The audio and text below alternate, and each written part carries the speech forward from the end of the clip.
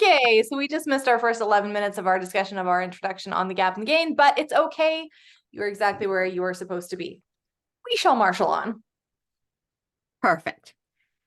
So I don't see anybody with hands up or begging to talk. And this book I'm so excited about. We'll talk for just The a little bit. next piece. Who? Oh, yes, Can I- Trisha. Yes. Are we still, like, we can skip around any part of the introduction? Yes, yes, yes. Okay. Something that stood out to me, I don't know what page this is, probably X is 10? XXV11. Yep, 17? yep, 27? yep. That's right where I'm at, 17. I think this is 27. Anyway, it says, I really, really like this. The gain is about real measurables, not ideals. And what stood out to me is what he said. Performance coach Tim Rover said winners don't have to-do lists, they have done lists. And I was like, how can I work that into my life? Because it's the to-do list that makes me feel unsuccessful. So then I'm in the gap. And so I need to-do lists to keep me focused on what I need to get done. But then I need to flip that around and celebrate what I've actually done. So I got to work with that, but I really liked how he flipped that. I'm just gonna slide in here quick on that, Trisha, because you're totally speaking my language. If I have a to-do list, I have to see it and I have to be able to cross off the things so I can celebrate the things I've done. It does not work for me, people, when it's digital and then they disappear. You like click off. Have you ever seen that where you click a list and you click the done and it's gone and you're like, but I did something and now there's no evidence. I can't celebrate. It's gone. Like at the end of the day, I'm just going to be left with tasks that aren't done. I can't even look at the stuff I've done. I am one of those people that will add something to my to-do list just to cross it off because I did it, even if it wasn't there, because I deserve to celebrate that task. Sorry. Oh, yes, 100%. I also think he recognizes here, high achievers are particularly prone to being in the gap. And research shows CEOs are twice as likely to have depression as the general public. Many, if not most, high achievers remain unhappy, and the unhappiness grows deeper and deeper with every accomplishment. And when I read that, my mind just flipped into teen suicides. And the statistics on teen suicides is that it's the top achievers, it's the top students, it's the most accomplished or the most vibrant students that have so much ability. And I was like, oh my goodness, if we could just share the gap and the gain with every kid so that they could celebrate their achievements wherever they are.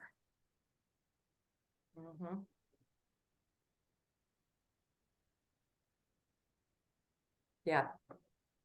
Isn't that crazy though? And I'm really excited to be challenged further by this book, because I think that there is something with people who are high achievers or people who have high capacity for things. And it's that encouragement to keep on going, to keep pushing on, right? But we can have both. We can have fulfillment in what we've already accomplished and still have drive and desire to continue accomplishing. But it is that mindset shift, and it is that experience of happiness and fulfillment today, right? And Sherry had mentioned that some of the diamonds, and there are like, I'm just running through our star diamonds in my head right now. And I'm thinking specifically of like Jessica Heffley and Brittany Howard and Melissa Eichenhorst and all of these people that are top achievers in our business, and they have multiplied their leadership.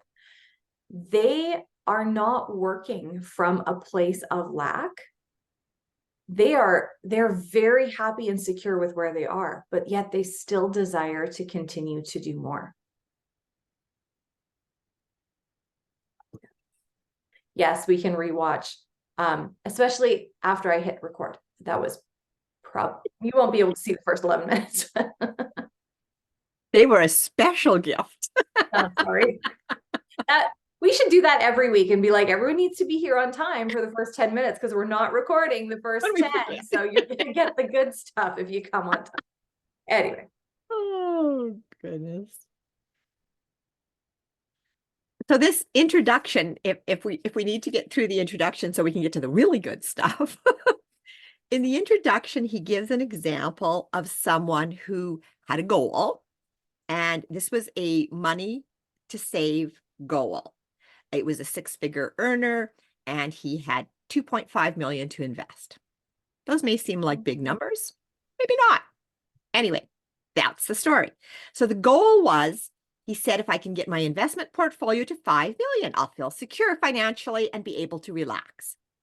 So they set the goal, followed the plan. Within a few years, he'd actually passed the 5 million goal. He had more than that, but he still didn't feel secure, and he thought he needed to change the goal. And he's like, I feel like I really need 10 million to feel really safe and secure. Okay. So he had a good income, he had a good investment strategy. By 2019, his portfolio was up to 17 million. So he should be happy, right? He's going to be happy when? He'd be happy, right? He's like, from the outside perspective, he was so successful. 7-figure income, huge nest egg, but he never moved out of that gap mindset. It wasn't enough. He was anxious about his future. He was listening to the gap media. And so he got to the point where, what if something happens and, it goes down a little bit or what? And so his view was pessimistic. And anyway, so they parted ways in terms of the whole investment strategy, but he sold all his investments. He put all that money into the bank. That's going to be safe. So beautiful, safe. So since 2019, that's how many dollars he has. And in mid-2020, S&P index, investment index, has grown over 68% in those 2 years since he stopped moving forward. He couldn't escape the gap, and so he couldn't appreciate his gains because the gap was in himself. He was so focused on gap thinking that he was reserving his happiness and his success for some place in that unknown future. Mm. So goals are great, and we talk about goals all the time. Goals are good things. Appreciating your success and looking back to see the gain of how far you've come is what allows you to be creative for that future, be excited about the future, and continually grow your success. Mm. For me, that was an incredibly powerful example of how the gain gives you power over the direction of your life. Yeah. Amy? Sorry, my mic is on my opposite side to my picture. Interestingly enough, while you told that story, it kind of popped me a bit into some personality traits, because different personalities have different fears, core fears. We all have different histories. And interestingly enough, security is on my list. But security means different things to different people. So security can be relational, security can be financial, security can be mind and ability, security can be physical. There is a very large range within that. And my husband's is control. Hmm. fear of loss of control. So again, what I think of as control is not necessarily what he thinks of as control, and that fear of control. And he's a farmer. So in my head, like, how can you have fear of control when everything's dependent on the weather and you got no control, buddy? But that's not his piece. So even looking at the gap and the gain, we each will have a piece that can hit us in our fears. And some of them can like amplify that fear and make it really big. And some of it can help shrink that and go the opposite direction. So noticing that he had his money out and was safe for the highest jump in the stock market ever might actually have been the very best thing for him. Even though he left all that on the table, his going to sleep at night. We talk about sleep and the different things keep people up. That just could have been it. The level of risk wasn't worth it. But talking to other people to find out their view about where they're at with the gap and the gain helps tremendously. And on that note, Amy, I think a lot of this is rooted in fear. Being in the gap is rooted in fear. And it just keeps coming back to me that this whole gratitude thing is also connected with living in happiness in the present, right? If we're grateful for where we're at, we're grateful for where we've come, looking back, it's easier to be happy because you are in that moment of gratitude. If you're always, like it says, pursuing the future and thinking happiness is in the future, well, you're really not grateful for where you have come and what you do have.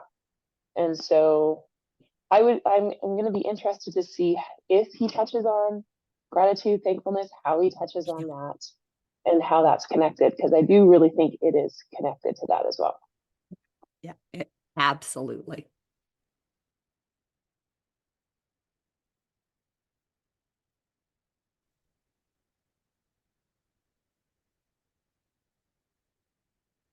So in this introduction, he goes on and he's got a little diagram. I wonder if Janelle, if we can just have somebody take a picture of the diagram in the book and drop it into our can do that. chat. Because he talks about, so just think about the last 90 days. And he explains that the start is where you were 90 days ago. And the ideal is where you want to be.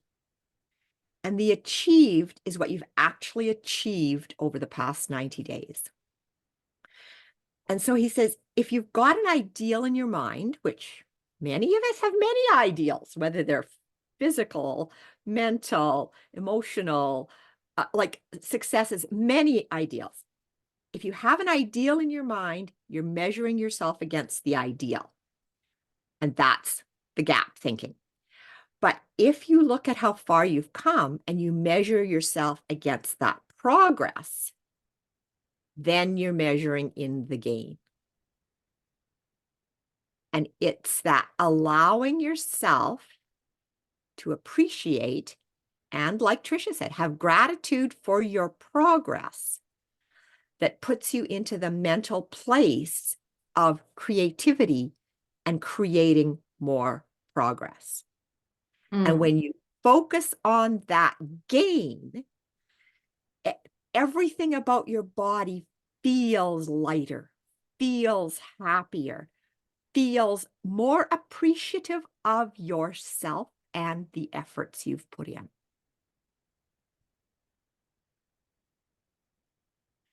So, however much the gain is,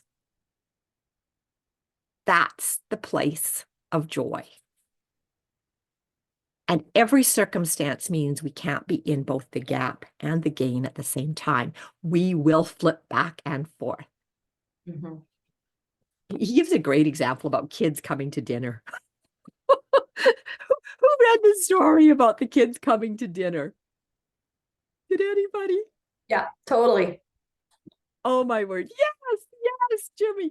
Like you've made this great dinner and they're coming to dinner and it's like they're complaining because it's not their favorite meal. It's like in the gap or the gain here. We could have nothing. Like, what would you Mhm. like?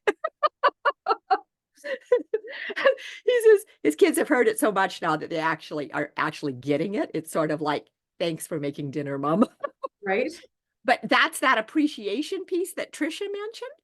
It's they actually understood the gain and the appreciation. They were measuring their experience against how far they'd come. They're hungry, there's food, or the ideal, it's not my favorite, the gap. Yeah. I Yes. really Oh, sorry. go ahead. No, go ahead, Jimmy. Hi, Jimmy.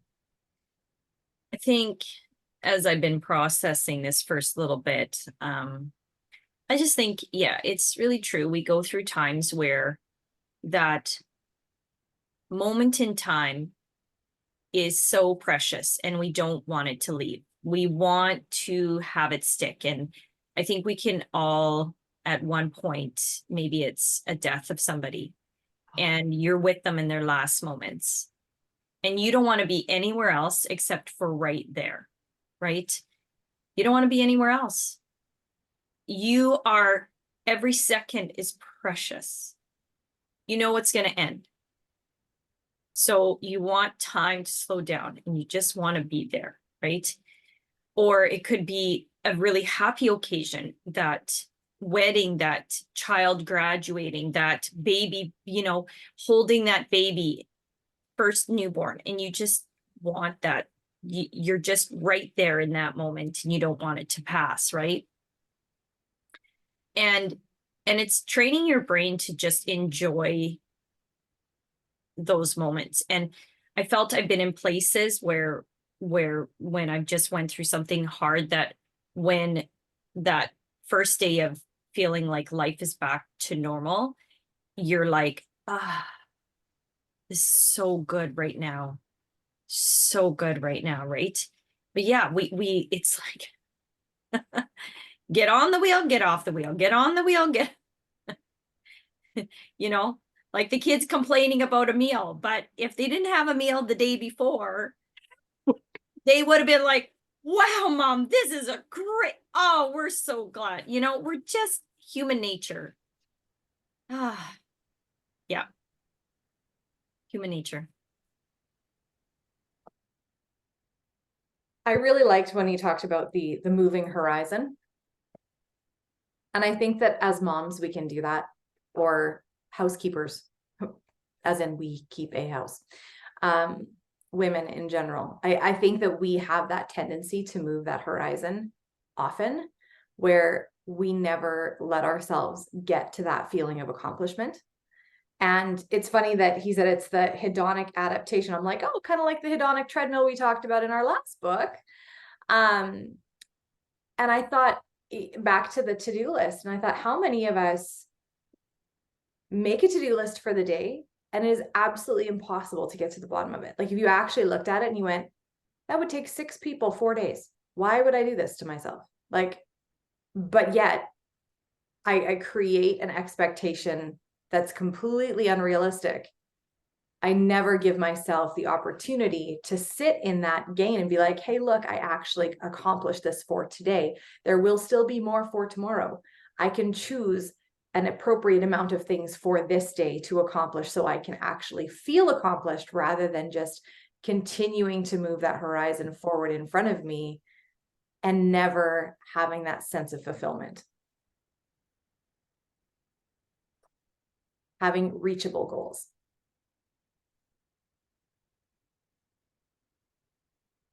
I was reading this and I'm like, we could do a whole hour on the introduction. I know. I'm just thinking, oh, we probably need to move to chapter 1, but it's just once you get yourself in the gain, and this is on page 29 of the introduction, you become better. You're no longer bitter, and you're grateful for every experience. And that really speaks to Trisha's comment earlier about gratitude.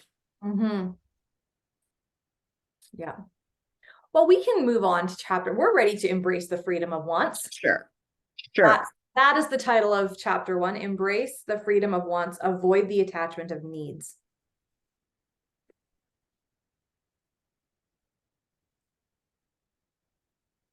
This is a concept that is actually quite difficult for some people. And I was listening to his next book.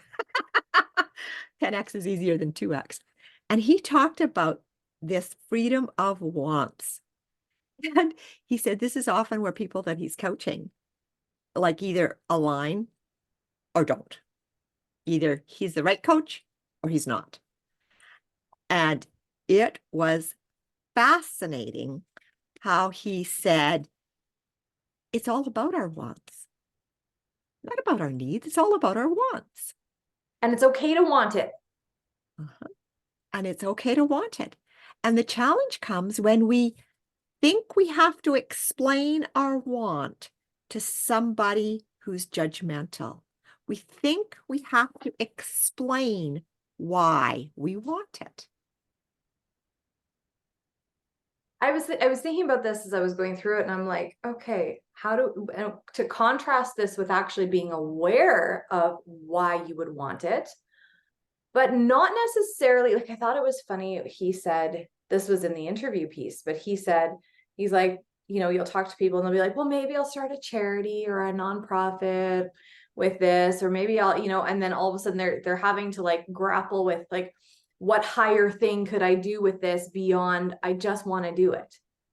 Like your thing, that why you want it could be that higher thing. You don't need to elicit these other more valued reasons as to why, right? And so, you know, to contrast that with our business, it literally can be, I want to build this business so that I can pay for my product.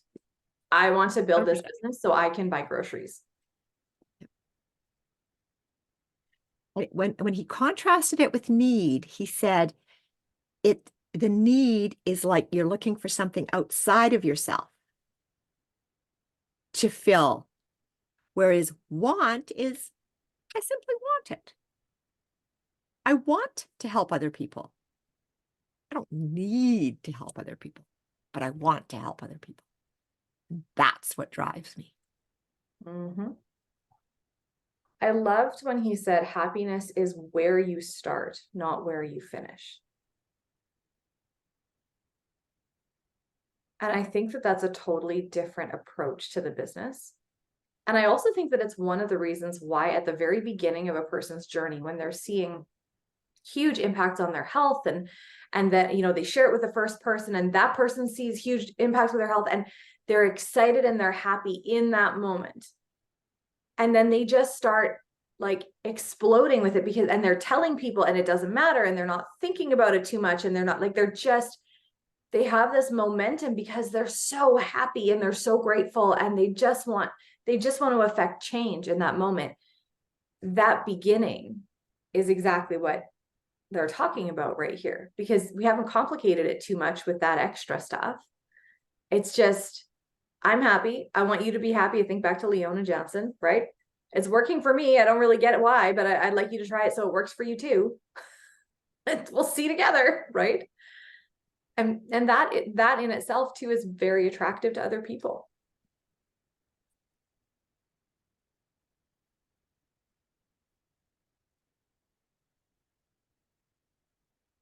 I love his little quote. In the world of wanting, there's no scarcity because it's a world of innovation, not of taking. Wanters are creating things that didn't exist before.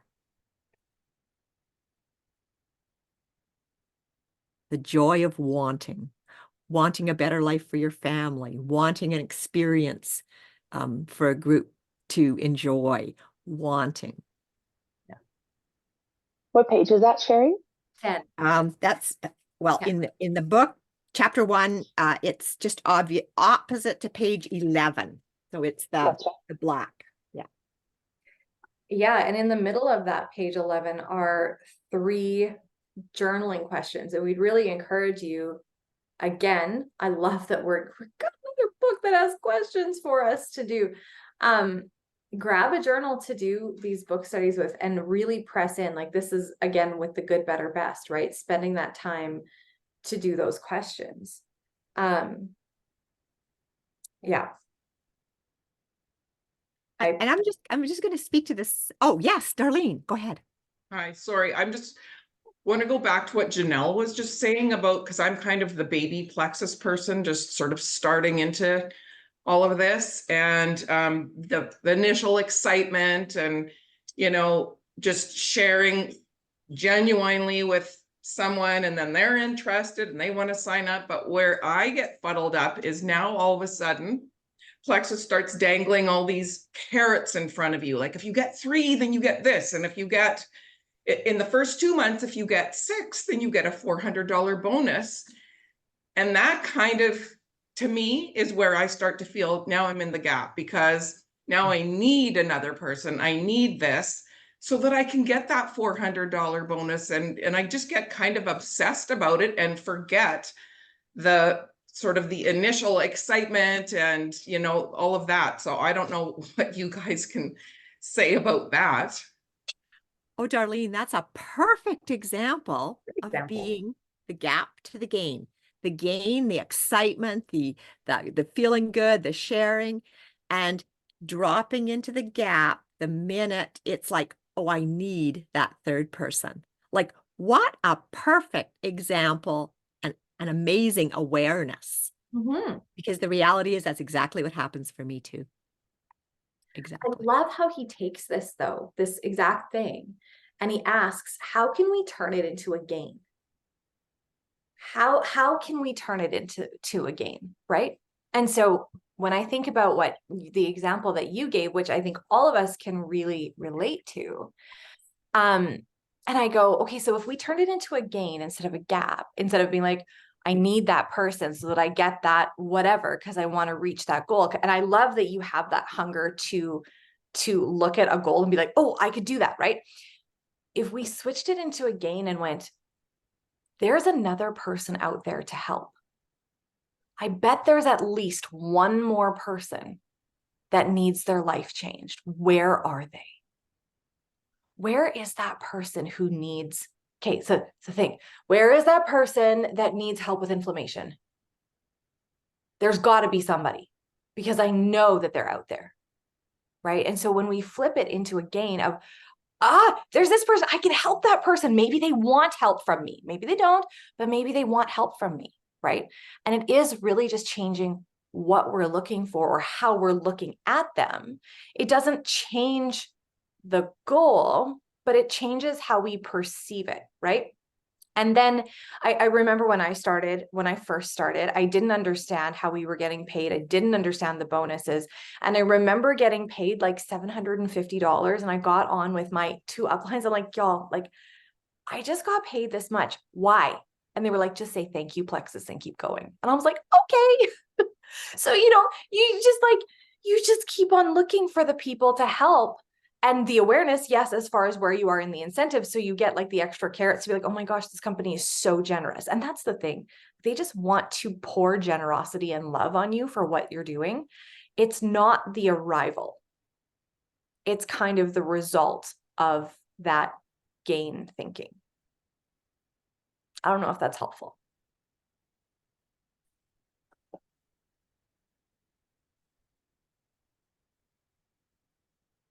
I love. Go ahead, Tricia. I think that's why we have to work on mindset, right? Like continually, because we are human and we naturally go to the gap. And so the leaders in this company say, like, mindset is huge. If you're not working on it, you're not going to grow. And so I think, Darlene, understanding that it's normal for us to flip to the gap, but it's an intentional focus on how do I flip that? And it doesn't just arrive. Once again, it's a continual process of journeying through how can I embrace happiness in the moment. So I said this to myself, that's not producing happiness. How can I flip that? And it's continual. Can I 100%. just share, it's on the same line of Trisha. When I was working full time and also doing business or doing Plexus and all the things of life, kids, blah, around the clock. I had to shift myself to being like, this is my cherry on top. This is my cherry on top. This is my cherry on top. And when I said those words, then it was almost like I oozed Plexus in a different way. It wasn't like, oh my goodness, I don't have enough time to do this. And there's this, blah, blah, blah, right? Like it just put me in a mode of anxiety right. And it was just this, it came out like just so natural. It's like, oh my goodness, this is cherry on top. Like I do this, but then I get to do this and like, oh, this is so much fun. And then people were attracted to that, right? It was like, I said it actually quite a bit. This is my cherry on top. I need to go back to that. And so it just changed how I presented it, right? I wasn't in a necessarily a rush. Of course, there's an end of the month and that deal ends for people. So you want to make sure that you elicit some like, hey, this is so great. I want to share this with you, but not put so much stress on myself and that person that it just turns sour, right? And I think we've all been there. We've all been there. And it's just not sweet anymore. It's turned sour. There we go.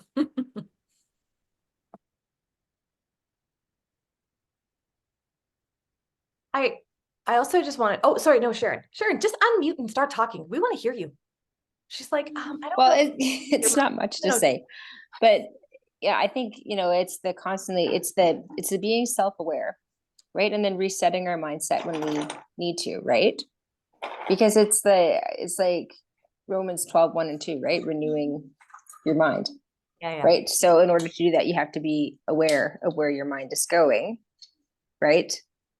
And then you can catch yourself and be like, oh, it's not about getting someone. Let's just like take a minute and reset and then share differently, right? And when you're self-aware, you can constantly do that and laugh at yourself when you catch yourself in the wrong place and aren't I human, right? And then move on, right? Reset that mindset and then move on, and it's okay. And then go reset it again the next day if you need to, right? Yeah. And it's so funny how much more you will attract when you change that mindset from grinding to something versus like choosing to help people. Although you can have people who are incredibly driven. It depends on where your placement is. And I want to refer back to, and like, this is so meaty, you guys. It's just so good. I love the story about the NFL football player. I loved it. I was like, yeah, this is so good. I get it. And nobody else got it, right? So the football player, for those of you guys who haven't read it, he's basically saying, if I left football tomorrow, I'd be fine. I don't need football to make me feel worthy. And everyone was like, oh, he's not going to get very far in this with that kind of mentality. You have to be able to, you have to have that very selfish, self-centered, win at all costs. This is, blood, sweat, and tears, blah, blah, blah. If he's not 100% obsessed about football, then he'll not win at this level, blah, blah, blah. And he's like, no. I don't feel like I have anything to prove because that's not how I operate. I'm internally motivated. I've got goals, aspirations, dreams to be the best I can be.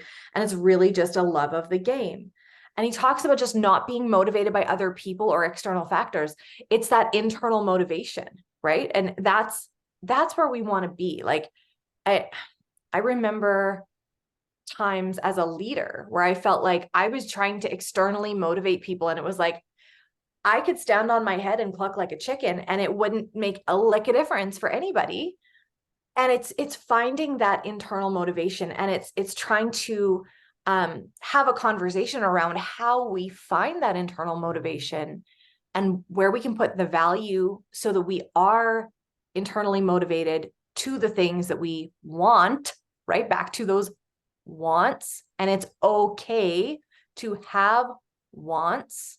It's somewhere along the line. Did anybody ever believe that maybe like it's inherently bad to have a want? It's okay. It's okay. If I go out in public, I want to use a clean bathroom. There's nothing wrong with that. I want to stop at the good service station. I want to tell people about the good service station that they want to stop at in, where is that? High River, Fox Valley, up on the way to Peace River. There is one like amazing gas station with chandeliers. And I knew somebody who was heading up there. She was an influencer. I'm like, sweetie, let me tell you something. You want to stop at this service station, not that one, because it's the good one, right? You want to stop there. I'm internally motivated to go to the nice gas stations. A little different with our businesses, but you know what I mean?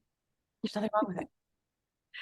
I think when he talks about wanting is a capability. And Amy's comment earlier in the chat about the need to justify. No, there's no need to justify the want. He says this transformation, moving from needing to wanting, is a capability. The more you do it, the better you get at it. Yes, it's a risk at first because your previous tendencies of justification are well developed and habitual. So I want to go to SwiftCurrent this week. And the question that'll come back is, well, what do you need to go for? Like, it's our daily lives. No, I don't need to go for anything. I want to go. Let's go. Well, that's a waste of gas. Like, there's that whole process going on about our wants. And balancing them accordingly, right? Like, I want 6 helpings of all you can eat ribs. Maybe not a good idea. And how does that go with the I want to be healthy and Exactly. trim and energetic? Right? Sometimes our wants are really in conflict. We need to align with our values. We need a little bit of a check-in, right? Like, I want a totally new wardrobe, but I also want to not be in debt or have an angry husband. Right? We need to balance those a little bit, but having wants is not a bad thing. Yeah. There's so much here. Sherry, what were you thinking? I'm looking for who else wants to share. Yeah, like we don't even need to go through any more pages. Y'all can just share. I haven't read this, but I'm just kind of skimming through, and I found this on page 20, play the long game. Yes. And it comes back to grit, right? And it's interesting because they define obsessively passionate. I don't know how they said it here. 2 types of passions, of core passions, obsessive and harmonious. And so the harmonious is intrinsically motivated. The obsessive is impulsive and fueled by suppressed emotions. So then it goes on to those types of motivations. They have either a short-term view or a long-term view, and playing the long game. Like from the time that I started Plexus, I have heard, just don't quit, right? Don't quit. Have the long-term view. Number 1, this will change your life. And number 2, this will change the life of others. And you won't be successful if you quit, right? So if you're looking for short-term gain, you're going to be frustrated. Yeah. But if you're looking for the ability to change lives over time and have grit and don't give up, you'll have that harmonious passion. Yeah. I like that. And that's, we can keep going with that too. Anyone want to have, like, doesn't that harmonious passion, the way she said that was just like, I want harmonious passion. That sounds so great. At the bottom of that page, he says, I think you can have both. And he says, having an intense commitment to succeed, kind of like what Darlene was saying, having an intense commitment to succeed. You want to get those 6 or you want to get that 3 or whatever, but having a healthy detachment from what you're doing. And this actually puts you into a really successful mindset and positioning when you are looking for those people to help, right? If you're like, I only have 2 people in my funnel, and if they both say no, then it's all hooped, right? You have to say yes. That's not it, right? We talk about this often. And I'm like running back in my brain going, I don't remember the last time we actually did talk about it. But when you talk to somebody about their health goals or whether this could be something that could help them, of course, you are hopeful that you can, because you want to help as many people as possible. But you also need to be detached from the outcome, because if you are continuing to search for people, you will find the people you are supposed to find.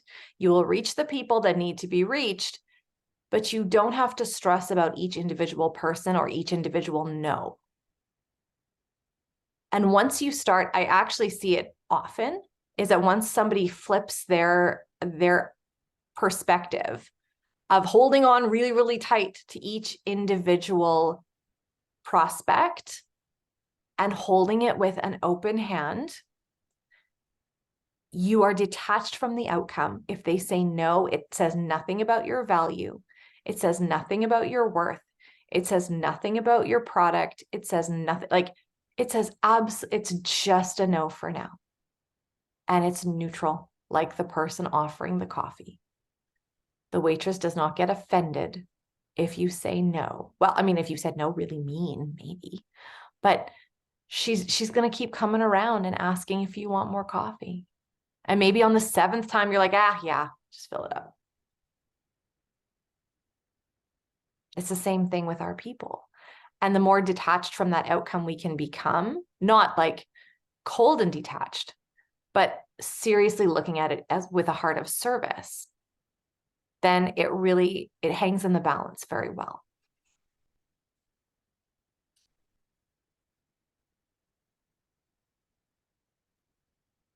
Just to go along with that, I loved Sonley Dudley's start training this week about the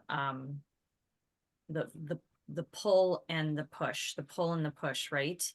It's like, hey, this is maybe something for you, maybe not, maybe this isn't for you, but this could be for you, but maybe, right? That push and that pull is and it's like that, keeping your hands open, not like this has to be for you and you need this, and if you say no, then you're just, it's just keeping that open hand. And man, does that make a difference about just in that moment of sharing this with somebody, right? Leon is not here, but what she said to me this week, she said, she had a good conversation with Sherry last week or whenever it was. And she said, it's like, it just took for her, she said, wow, the minute I sort of let go and was like, hey, you know what? Not always like, oh my goodness, I need to sign up people and what am I doing? And right, was the moment that somebody came along and was like, when she had her hands open and like, yeah, just doing my thing and doing it with joy. Somebody came along and was like, hey, I need to get back on Plexus. She was like, it was like the timing was perfect. And it was like exactly in that spot. Like, she's like, I just did it with joy. And that's what joy gave me back. So I was like, yeah. So interesting. And the longer you do it, the more you're like, why do I forget this? Yes, we do. We forget. I forget. It just happens. I love middle of page 16. We're never going to get there. Being in the gap is driven by an unhealthy need. Being in the gain is driven by a healthy and chosen want.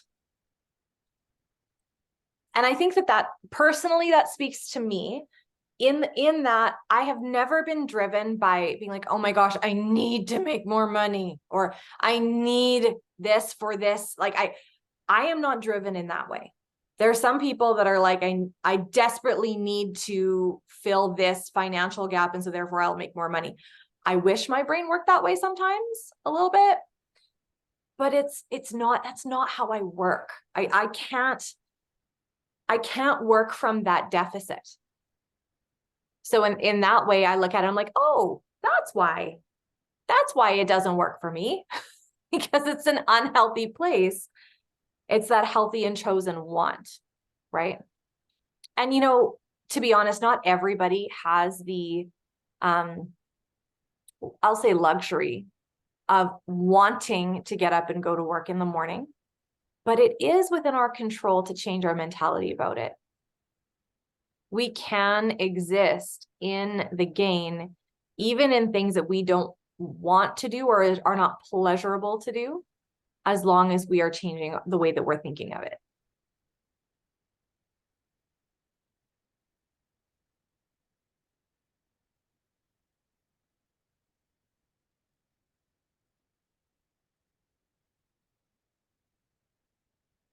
So I know we're about 3 minutes from our wrap-up time, like we're really close. No, we haven't talked about all the concepts in the chapter, but I'd love if people dropped in the chat or were willing to just unmute and make a comment about any nuggets that just were especially meaningful from our conversation this morning.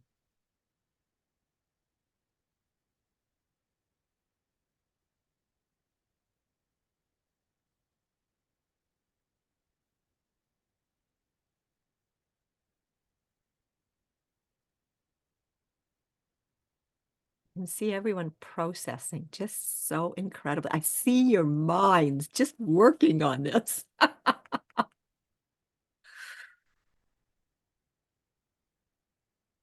I had a friend in one of my groups say, I'm reading it with my husband. Ellie, yes. Okay, I really liked where you said the need is looking outside yourself, where want is from within, what drives you. This is so good. I'm going to get the book because it's amazing. Yeah, that's a beautiful nugget. My favorite one was having an intense commitment to succeed, but have a healthy detachment from what you're doing. Hold each prospect with an open hand so you won't get emotional when they say no. I have a very bad habit of getting my hopes up when I find somebody that's interested and then they say no. Like yesterday, I had a lady that was interested on Tuesday. We talked to me and Jemmy talked to her, and then she said, I just need some time to think. And then I said, okay, well, if it's okay with you, I'll message you on Friday and check in. And she said, okay. Messaged her yesterday. She had no interest in it. And then I was beating myself up, and Jamie said, don't beat yourself up because it's just whatever. So it's really that one was for me because I have a hard time with staying attached to somebody, knowing that there's more out there. You want more for her than she wanted for herself at this time.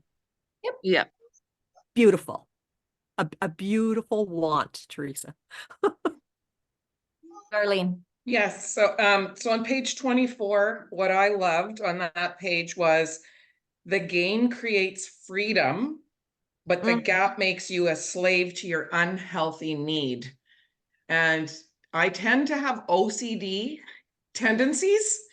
I think most of us do, but we actually have a daughter who has it. And having been through all of that with her, we just say, oh yeah, we also have OCD. And so that's where I tend to kind of get hung up on, and it's an unhealthy need I'm realizing. There was a kind of a prospect where we had gone out for lunch. We had been talking a little bit about Plexus, and then the girl went and signed up all on her own under no one. And that now I'm just obsessing about, oh, that's horrible, because now somebody's getting credit, but it's nobody that talked to her. And she's kind of a relative of mine, but a little bit removed. And then I just obsessed about that. How can I approach her? How can I how can I get her to sign up under me, you know? And I realized that is a very unhealthy thing. I became so obsessed about that I couldn't enjoy being in the moment for, I don't know, tons of time during the week. And I don't like that. It's true. So I 100% hear you, Darlene, and I encourage you that what happened was she ended up in a corporate file, and you and your upline just simply going to call her and get her where she belongs. Yeah. The person that talked with her. It's actually not an issue. It's totally solvable. Yeah, fix it. And isn't it interesting how our minds spent time on the gap? And that is Oh. such a good example, Darlene.